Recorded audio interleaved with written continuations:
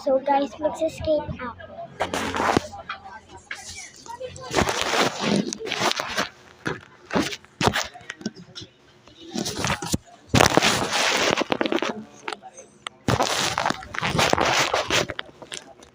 Sorry guys, na-stop. Right now, escape.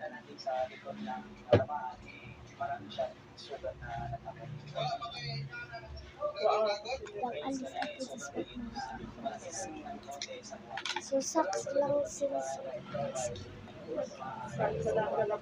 sabi dito,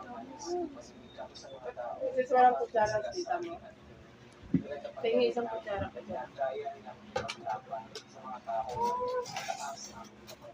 kaya ko yung kaya ko.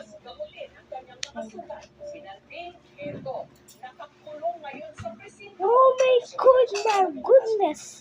Pinatakasan kasi niya ang dalawang lalaking sumunod sa kanya. Ang isa sa mga ito, kanyang nataka at napatay. Ang nataka at napatay ni Nandi, si Tomas, hindi niya tunay na pangalan.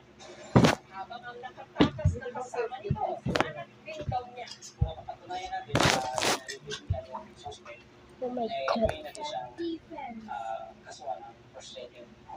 Yan ang misis ni Tomas. Sabi natin sa pangalang Oh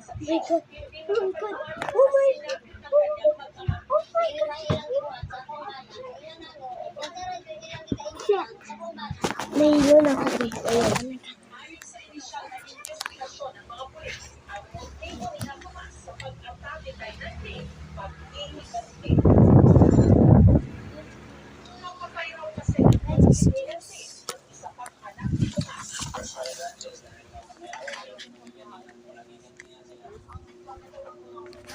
So guys, hindi ako makakasama.